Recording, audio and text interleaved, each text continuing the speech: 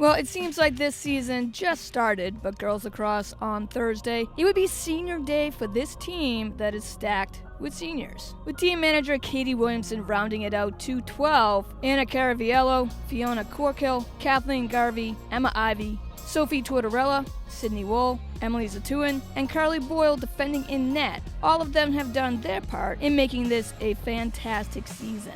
And with a tough schedule that had them face the number 2, 3, and 4 seeded teams in the state, the Raiders put that slow start behind them thanks to outstanding leadership from their 3 captains. Though injured, Nicole Frontero was the voice from the sidelines, and the constant hustle and offensive attack from Sophie Vernon and Kylie Noonan brings us right here to the Raiders' last home game of the regular season, standing in at 11-4. 10-1 since that 1-3 start. Now hosting the Natick Redhawks, Wellesley behind their seniors get right to scoring. Barely a minute into this high-scoring first half, Sophie Vernon would net her first goal of the game right here, before helping out assist-wise on back-to-back goals by senior Fiona Corkill. Corkill's second here will result on just a perfectly located feed from Vernon and a nice finish by Corkill. As Fiona Corkill gets some extra playing time and makes every minute count, she would also score a hat trick by the end of this game.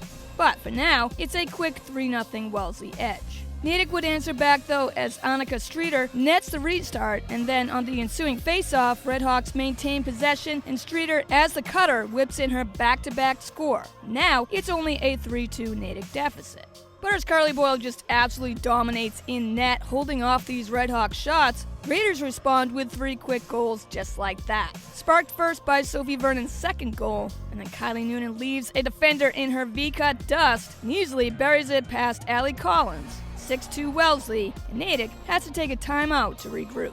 But that break does nothing to slow down the Raiders' momentum here, as Sophie Vernon brings it downfield without hesitation and nets her own first half hattie. And that gives Wellesley an even bigger advantage here, up 7-2. Just another fantastic play here as Caitlin Tchaikovsky then connects with the cutter Kylie Noonan. Noonan at first gets the shot blocked, but then scoops up her own rebound and nets the putback. And it's an 8-goal lead suddenly here, 10-2. It will continue to be a long game, or more like opening period in net here for Allie Collins. Caitlin Tchaikovsky fakes the pass and buries the shot. Maddie Balter then makes it the 9th team goal unanswered on this score here. The Redhawks earlier thought they had a close game, down only 3-2, but the Raiders' offense showed they were not even close to being right. So Wellesley just ran away with this game and would put 4 more goals in the second half as the Raiders easily take this one here at Sprague, 16-4. Raiders then closed out their regular season on the road, back at it against Natick in a much closer battle with the Redhawks, but same results. Kylie Noonan's 6 goals would help Raiders earn a 14-11 victory. Raiders' outstanding regular season comes in at 13-4, as this team looks more than ready to stay in it for a long run come tourney time. Final here, 16-4, Wellesley. Raiders softball here on Saturday morning. Senior day would continue here as well for Liza Lester, Olivia Hunter, Jessica Haar, and Captain Elizabeth Heffernan. And it would be extra special as each senior would get the chance to run the bases one last time as a Raider. Well, all 4 players have definitely left their own mark in Raiders softball, and that leadership and hard work has helped this Wellesley team come one step closer to reaching their postseason goals. Looking to take care of business once again, the Raiders will be hosting the Needham Rockets. Locked in a scoreless tie until we head to the top of the 4th, the Needham run already across in this inning. Alyssa Hurwitz grounds out, but that still brings Julia Ritzy across. And Olivia Hunter then gets the 3rd out of this 4th by way of the K, as Needham strands 2, but still hold a 2-0 lead. So here we are, bottom 5th, Wellesley looking to erase this 2-0 deficit, gets things going here as Elizabeth Heffernan beats out the throw and gets the infield single. And now 2 runners are on base. Now at 2nd and 3rd and 2 outs, Jessica Haar ropes it past the infield and drives in the first Raiders run. Olivia Hunter then helps out her own cause here with 1 swing of the bat as she crushes it to right center for a key 2-run double. And that puts Wellesley up for the first time, 3-2. Again, this is all with 2 outs in the 5th. Lenny Young then drives in the 4th Wellesley run of the inning as solid hitting gives the Raiders a 4-2 lead after 5. Last chance for Rockets comes here in the 7th with captain Ali Dugan on second base. Co-captain Julia Ritzy crushes the RBI triple. Needham just won't go away yet. Meg Hunt's double would then bring the tying run across. Just like that, Rockets come back, tie it up even at 4-4 in this 7th. But the Raiders get their own 3 outs in the bottom 7th, and looking for that key rally to get back that lead for good, Jessica Haar helps out by crushing it to left field for the double. And then with 2 outs, Haar still on second, Julia Pearl singles, and Haar is waved home. It's going to be a close one as it's a perfect throw to the plate. Lucy Colarusso with the tag. Jessica Haar is called out. And Needham late in this game seems to have everything going for them, as we're now heading into extra innings, locked in at 4-4.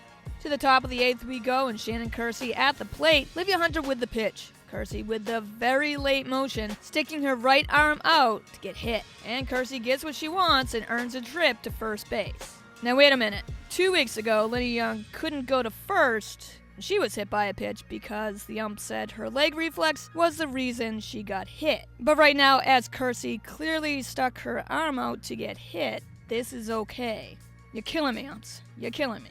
No biggie, just extra innings here, and Raiders just fighting for the playoffs. Thankfully, Needham leaves Kersey stranded on the bases, and Wellesley would get out of the top of this 8th unscathed. Fortunately. So in this bottom 8th, Raiders come out with renewed determination and get the first 2 batters to reach base. Sam Simon is now at the plate with runners on first and second. And drives the 2-1 pitch back up the middle. Julia Ritzy can't come up with the ball cleanly, and those few seconds are more than enough for pinch runner Kaylee Mitchell to cross home plate for the exciting game-winning run as the Raiders pull off an outstanding win in extra innings, thanks to Sam Simon's clutch walk-off RBI single in this bottom 8th. What a great way to end senior day, as Wellesley was down early in this game, but then took the lead, only to see Needham tie it up in the 7th. But this team did not lose their focus, and in the end, Raiders go on to win here in the 8th inning by the final, 5-4 over the Needham Rockets. Bay State Conference matchup on Monday would look to be a pitcher's battle as Raiders baseball took on the Framingham Flyers. Brad Marchetti would be on the mound for Wellesley, and Flyers top pitcher Evan Pacework would be on the hill for Framingham, as both teams are fighting to stay alive and earn a postseason spot. Flyers have an early 1-0 lead as we fast forward here to the 4th inning. Pacework catches Henry Weicker looking to steal, and Weicker is forced to try to beat the throw to second, but can't and is called out. That mistake would be tough as Brad Marchetti would then drive it deep, and that ball ain't coming back. Brad Marchetti with a solo shot, and we're tied up at 1-1. Top of the 6th would be key for the Flyers here as Wellesley gets 2 quick outs in this inning, helped along by this Cam Klein bloop single that drops in, but Jared Marafiotti has to break late for third base. Jack Walzell easily throws him out. But getting that last out in this 6th would not come easy for Raiders. Framingham keeps getting the key hits here as Jake Bodisa drives in the go-ahead run right here. Then with the bases loaded with all Flyers, Christian Syriac quickly changes that with a bases-clearing double, and it's now 5-1 Flyers. Brad Marchetti, though, with the fast pickoff move, helps catch Christian Syriac between the bases. Jackson Posnick lays down the tag at third, and the Raiders finally get the last out of this inning. But the frustration would be clear, down 5-1. Bottom 7th, new pitcher on the mound for Framingham is Joe Meskel. Meskel has a tough time getting any Raiders out. Wellesley loads them up, looking for a last-minute comeback, still down by 4 runs. Joe Meskel walks Jack Walzell right here, which forces in a Raider run. It's now 5-2 Framingham. Jackson Posnick is then clutch as he rips it deep to left for a 2-run RBI double, and the Raiders are fighting here still as the score now is only 5-4 Flyers. But the dagger comes here as Sam Phipps takes his Charlie Hitch grounder and with a throw to the plate takes away the tying run, but Jack Walzell is tagged out. And so now with 2 runners still in scoring position but 2 out, Jack Tishman grounds out to end the game, and Framingham just barely escapes here with the win. Unfortunately, Wellesley had their chances throughout this game. With stranding runners in scoring position, this loss would be tough to take as their 7th inning rally falls just short in the end.